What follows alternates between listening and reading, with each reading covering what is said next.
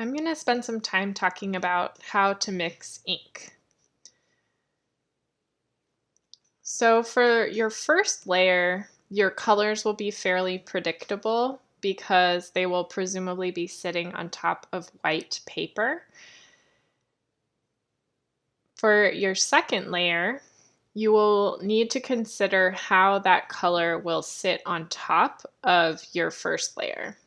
So if you don't know anything about color, this might be a little bit of a challenge. Hopefully you know about the primary colors. Those are red, yellow, and blue. Theoretically, from those three colors, you could mix any other color, although in practice it doesn't exactly work out that way. Typically, your process colors are cyan, which is a particular shade of blue or kind of a particular color hue. Magenta, which is more of a pinkish red, and a bright yellow will allow you more options than a red that has a little bit of yellow in it or is a little bit more orangey. Some key components that you'll want to use are transparent base, set swell compound, and cobalt dryer. A good rule of thumb is to always mix into a lighter color and to start cautiously. So you saw that I started with a pile of transparent base and I put a tiny bit of magenta into the transparent base and then I mixed it together. Now I'd like to find out sort of what this color will look like, and to do that I can do a drawdown. And to do a drawdown, you grab a little bit of ink on your palette knife, put it on a piece of paper, and apply pressure, and then try to spread a really thin quantity of the color. I know I want to put a pink over this blue, and I know that it will make something of a purple because red and blue mixed together makes purple. But I don't want it to be too vibrant. So I'm going to mute this with a little bit of a color that I had already mixed earlier, and it's kind of a skin tone. And it has a little bit of white in it, a little bit of yellow, a little bit of blue. But it's already kind of a brownish color, and I know that I can mix that in and it will mute my color. And anytime I use a little bit of white, it will make the color slightly more opaque. But I have a lot of transparent base in this, which will make my color kind of sheer. So if you have worked with watercolor before, the transparent base will make your inks stack over each other a little bit more like a watercolor glaze. But if you haven't worked with watercolor, maybe you could equate it in Photoshop to the transparency there. For example, if you put a layer in Photoshop that's a color and then you lower the transparency, that can affect how colors stack on top of each other. And that's all kind of imitating how ink works when stacked. So now this color looks a little bit too opaque to me, but I like the color. So I'm going to set it aside, and then I can cautiously add that to transparent base to get maybe the amount of mixing that I want.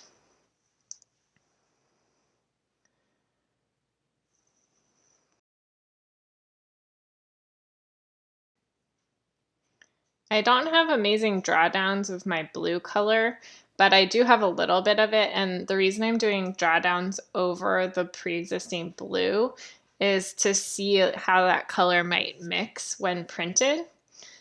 You should keep in mind that when you do a drawdown, it's going to be a thicker layer of color than it would be, or than it will be when you print. I'm going to mix 3 different colors to create a gradient over the top of this pre-existing gradient. And I do want the colors to mix pretty well, and so I'm going to start with transparent base for each of them. And again, transparent base it's clear essentially, and so you always add color to the transparent base, and do so cautiously, like I said, and then just keep doing drawdowns. And that way you don't end up with too much ink. Because if I were to try to add transparent base to a color, I could add so much of it before I get to the level of transparency that I want.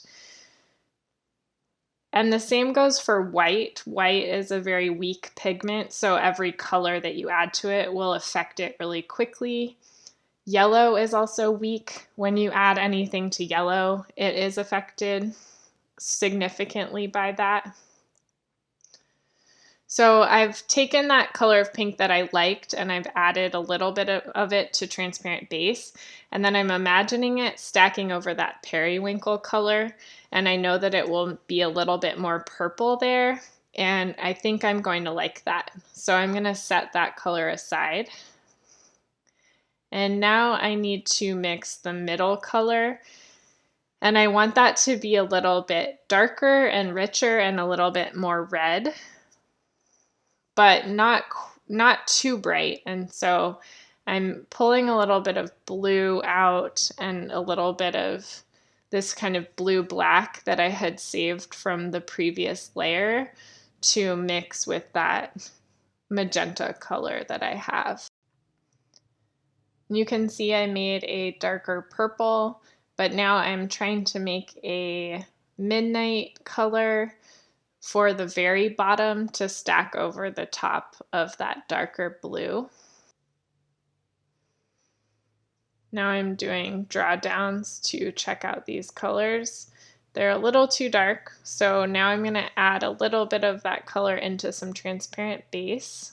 Check that out.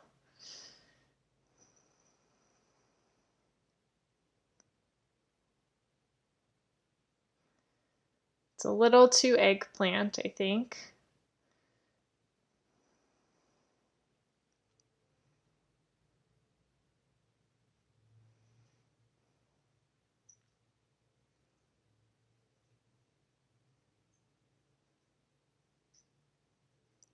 Now by adding a little bit of purple to that dark blue, I'm warming it up a little bit, but I also need to change this eggplant color to make it a little bit more pink and a little bit more vibrant. So I'm getting out a little bit of magenta and I'm going to add that in.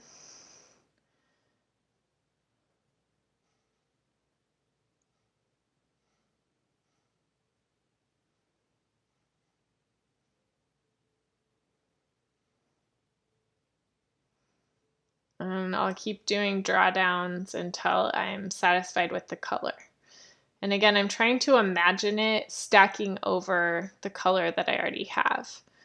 Remember that if you're stacking something like blue on top of a yellow, then it's going to make green. Or if I stack yellow on top of red, it will make orange. And if you stack colors on top of each other that are complementary, so they're opposite one another on the color wheel, then you'll tend to get brown, or you could mute the color by adding a tiny bit of its complement. So for example, if I have a blue but it's too bright, I want it to be a little bit more muted, I can add a little bit of orange. If I don't have orange, then I can add the tiny bit of yellow and a tiny bit of red. So I would recommend chasing around your color using small amounts of ink until you've found the hue that you want, like the color that you want. And once you find that color, then you can affect its value. And if you have a small amount and then you want to make it more transparent, you can add that to the transparent base. Or if you want to make it creamy, you can add some of it to white. If you want to make it darker, then you could add black to it, but only the tiniest bit of black because the black will overpower your color really quickly. So now that I have my colors figured out, I'm pretty confident they'll be what I want. Now I need to stiffen my inks for lithography. So I'm adding magnesium carbonate, and it's this powder. You can stick your palette knife right into the powder, and because it is oily, it will repel the powder and it won't stick in the can or anything. So you can scoop it up and then just kind of carefully push it around and smush it into the ink. And you want to do that until your ink is pretty stiff. So at first it will be glossy. It will pool, like you'll be able to see it kind of relaxing on the table. And the more magnesium carbonate you add to it, the more matte it will become, and it will have shorter legs. When you pull your palette knife up against it, it will break rather than being really stretchy. And it should kind of resist your hand. And so you want to have each of your inks feel the same way, especially if you're doing a blend like a rainbow roll or a split fountain is the term for it. If your inks are different viscosities, they won't mix together very well, so you want them to be pretty comparable.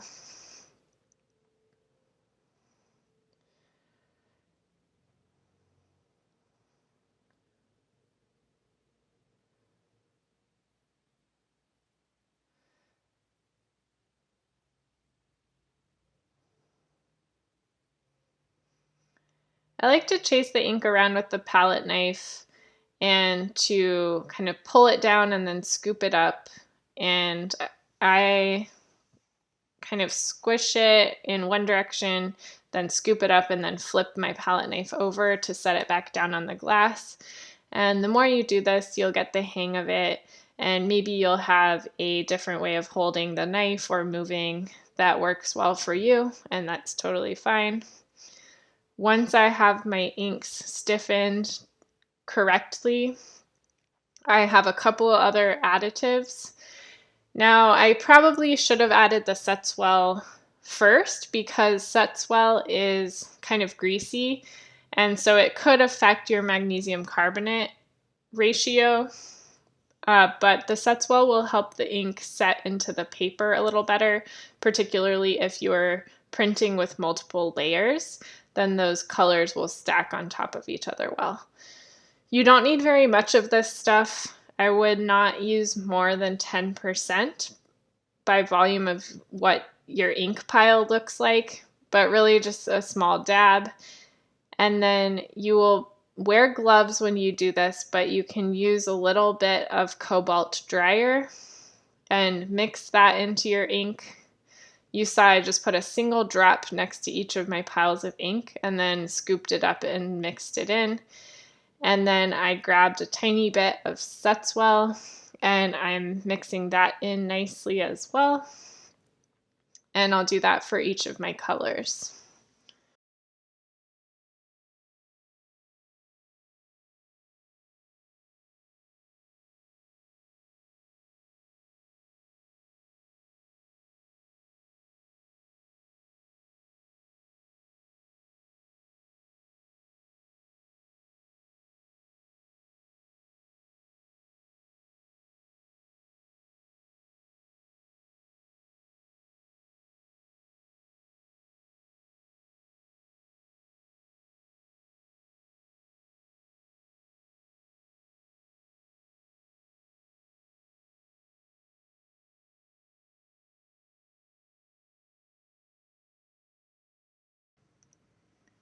All right, now that my inks are mixed and they have enough magnesium carbonate that I know they're stiff enough, I've added some cobalt dryer so that I can continue stacking colors in a timely fashion.